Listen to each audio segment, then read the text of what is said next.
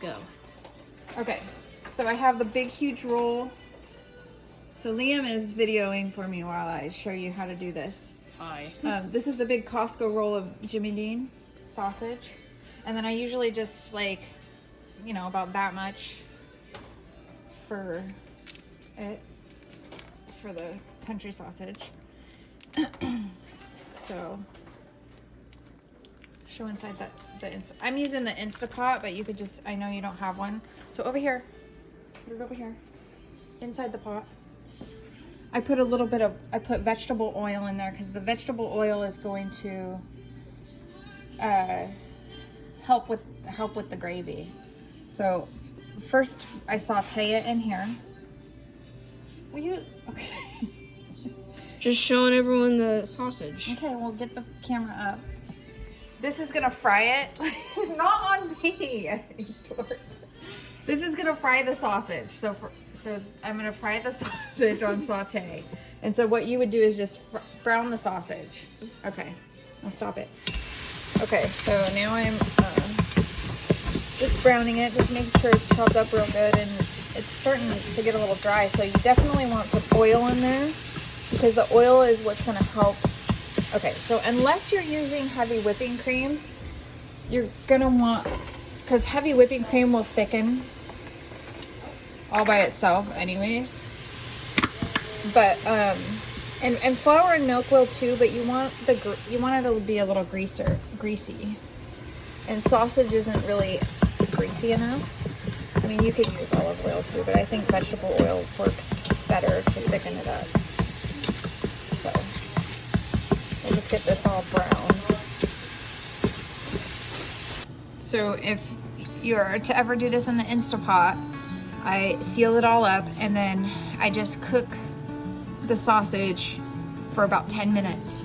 Cooking the sausage in this for 10 minutes would be like simmering it in this for probably like an hour or more.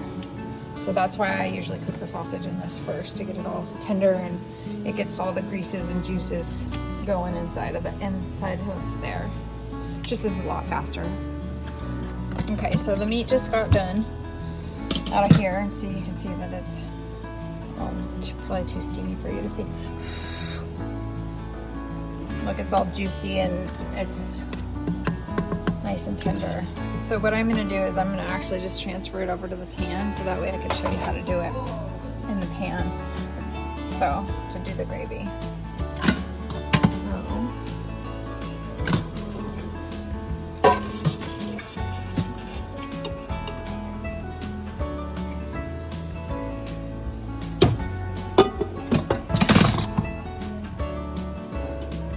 Alright, see how it's like all like greasy.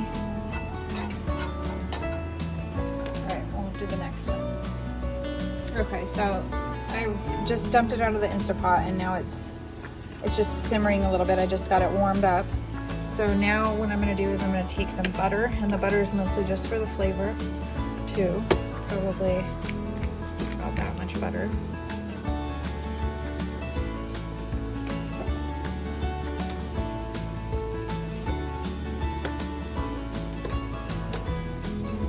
So I like more butter.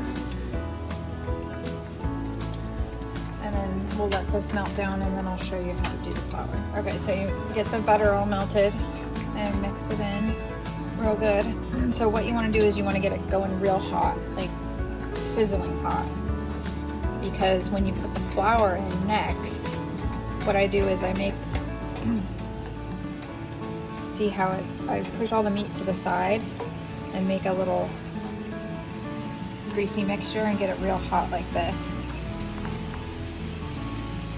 So you got a little pool going on in there. Okay, so we got a sizzling little pool of grease and butter and water. So what I'll do is, this is just a tablespoon of flour first, and you put it right in the middle. And then you want to get it to start soaking up all the grease. So I kind of swoosh it around in there until it starts getting to like a thick roux like that is what you want. And you're gonna want a little bit more than that because The flour is what makes it thick, and it needs to soak up all the grease to where it's like a thick, so it's not watery anymore.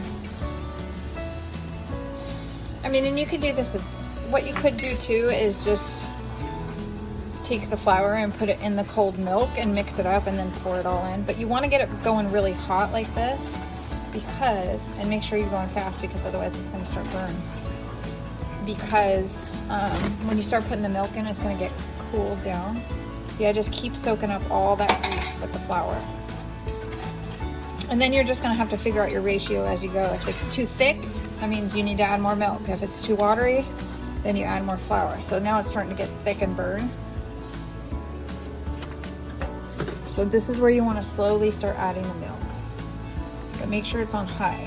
Turn it up even higher. So that the milk doesn't cool it down so much. So you're just going to want to add as much milk, that's a lot of milk, as gravy as you want. Whatever ratio you want. So, I mean, if you want a lot of sausage in your gravy, or if you want more gravy than sausage. So then you keep it on high and you just keep stirring and stirring and stirring. So salt, however much salt you like for taste, and you can taste it as you go, but right now it's not going to taste like anything because it's just going to taste like milk and flour. But the longer that you simmer it in here, it's going to start thickening up, and it's going to start taking the flavor of the sausage. But you always want to add some salt, just because. And then the main thing for sausage gravy is pepper. Country gravy is like, in the country they like a lot of pepper. So I add a lot of pepper. But you just add however much you want. And let that simmer in too, and just keep stirring because we're on high. Remember, if you don't stir, it's going to scorch.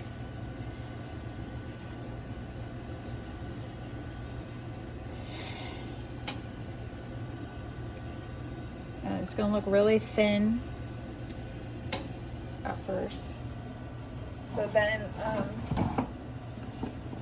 for a little bit of spice, we always like a little bit of spice. I'll add a little bit of cayenne pepper just to add a little kick to it, or whatever you use.